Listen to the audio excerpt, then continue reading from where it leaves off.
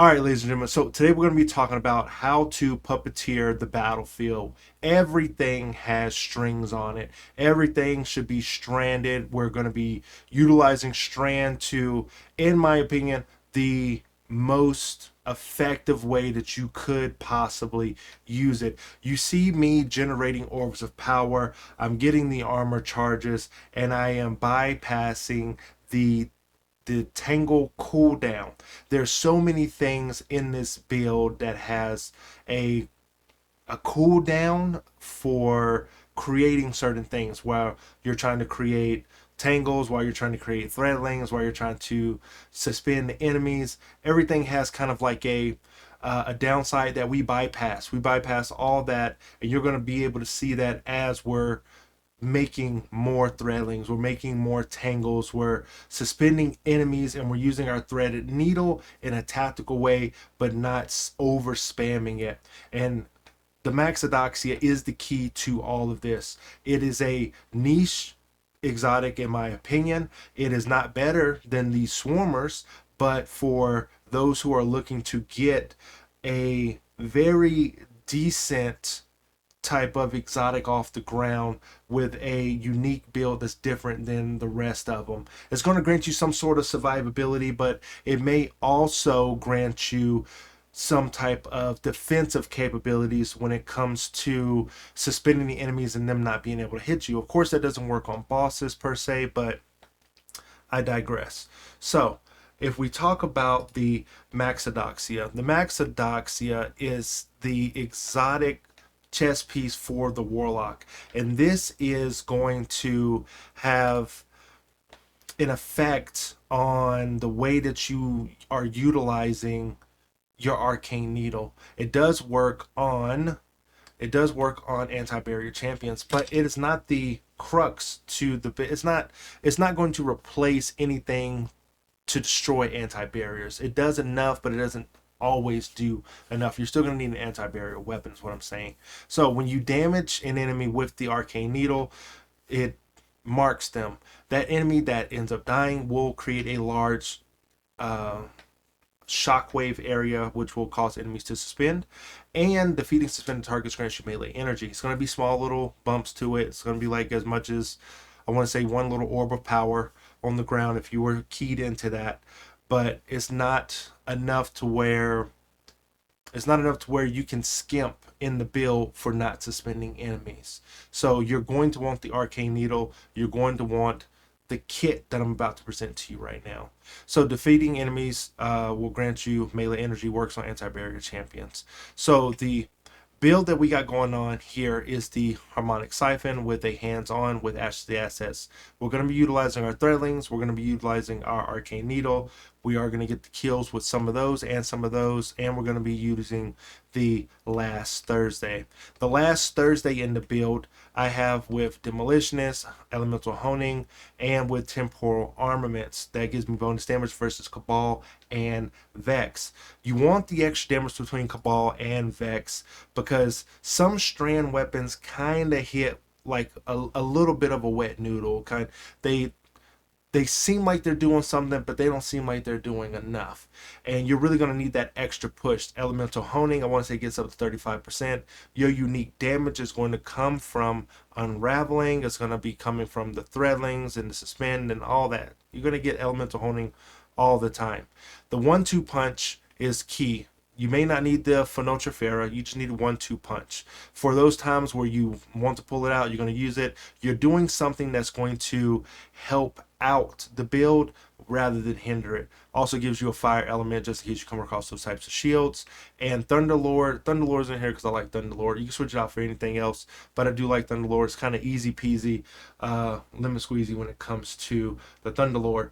The Thunderlord does enough damage because bolt charge is really good. I want to say Thunderlord got changed to like the second stroke. I want to say is considered a bolt charge. Correct me in the comment section below if you know anything differently.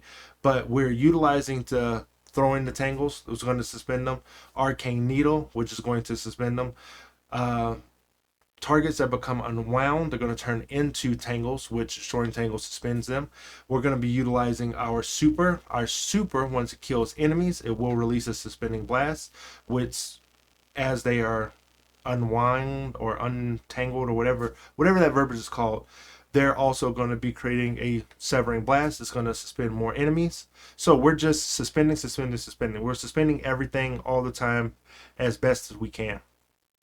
And then when we look at what's keying in on our build for this, is that we're going to be first utilizing the tightly woven. So tightly woven is when woven mail is activated, it grants increased class ability and grenade stats. So we are already like minimized in grenade and class ability, so we want that to kind of work in with the build, because we're mainly a brawler and paragon set with a little bit of grenade. And if you had a class one right here, I would have put a class one right there, then you change this to a class item. So it's a little bit of, so you're going to lose a little bit of that 30 on the melee. It's not really needed like that. 120 is very good for the melee stat. It's above 100, you're going to get that increased regen, and you're going to get a little bump in that damage for the melee. Arcane Needle needs all that. And 1-2 punch is gonna, like I said, 1-2 punch grants us some extra melee energy. And then we're going with the Threadling Proliferator. Dealing strand weapon damage has a chance to spawn a Threadling. So we don't need Hatchling on our weapon. And we don't need it on, there's another thing that would have created in the actual subclass. We don't need our strand weapons to create threadlings. Our class ability is making threadlings. Our artifact is creating threadlings. Unraveling, there's a bunch of things creating these threadlings. So again, we don't need it. Picking up a tangle will grant super energy to the will grant energy to the least charged ability. That's going to be either our class or our grenade. We need that. And then dealing damage with Threadlings increases Threadling damage, can stop unstoppable champions. That's another way. Threaded Blast, destroying a tangle, which works with the already expanded blast to create a larger shockwave for that suspend animation. Stunning a champion with your strand weapon, with your strand pulse, is going to emit a strand blast around the enemies as well. And then while you have woven mail, your melee recharges faster. And then picking up the tangle will grant you increased damage for your last Thursday. So our last Thursday will have elemental honing, it will have the temporal armaments, and it will have the added elemental overdrive when we pick up the tangle. We're getting a lot of bang for our buck here when it comes to trying to buff up our last Thursday. Now, if you don't want to use last Thursday, all of the builds that I come up with, it's kind of flexible. So you can go with a Rufus. That's a very good one too. The new Trials auto rifle is a very good one as well. And then I'm not really a fan of that exotic one, the one with the grenade launcher at the bottom of it. Not really a fan of it, but it could work. But I'm just not the biggest fan of it. Again, you can go with the bow now at the Wish Keeper. I think it's Wish Keeper, I think. But that one's it's okay, but it's different. It's different.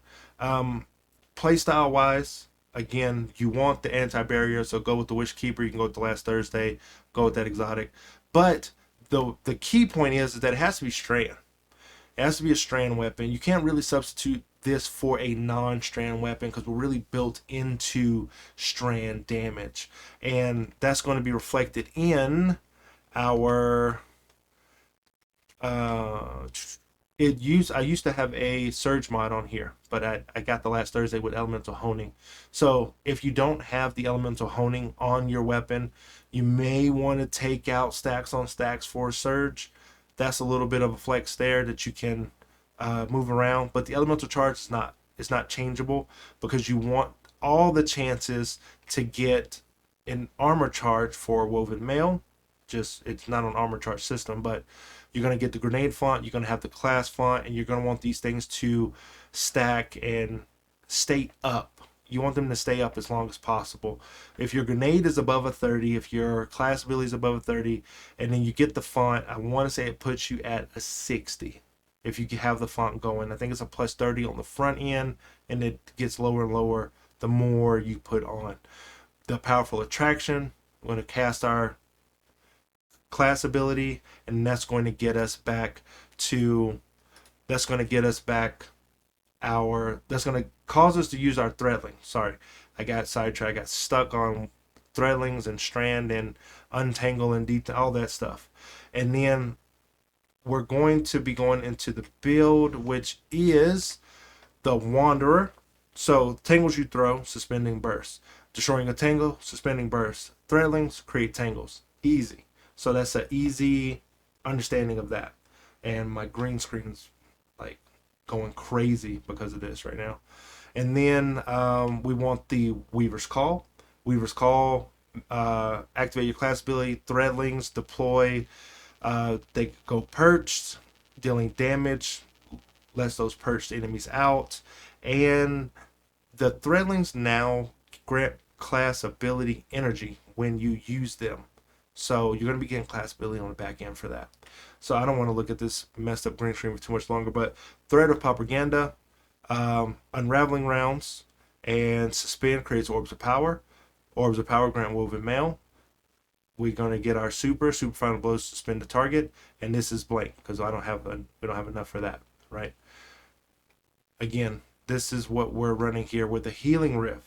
The Empowering Rift, that's a topic for a whole other thing. That has changed, but all in all, that is what we're going with the build. What's the key focus that you got going on here? And that is protect your teammates, protect yourself, use your class ability like you normally would in bad situations, create tangles any chance you get. Nothing should stay planted on the ground. Everything should be suspended. And this is a build that I've really wanted to get off the ground for a really long time. The actual puppeteer of Destiny versus the swarmer, like minion type of deal that all other warlocks use all the time. It's not bad. Swarmers ain't bad. Don't get me wrong. I'm not knocking swarmers. It's one of my favorite exotics to use because it's so easy to use. But when it comes to doing something a little different, this is what I like to be as a support. So if you guys did enjoy the video, I think the join button has activated on the channel if you would like to support me in that way. If I get maybe 5 people to join, I will start putting out that exclusive content. But if you don't, oh well. The Discord may be in the bottom of the video. Maybe it won't be. Who knows? Maybe I'll forget. Well, get in where you fit in. Like, share, and subscribe. Join the channel if you want to. And I will see you in the next one.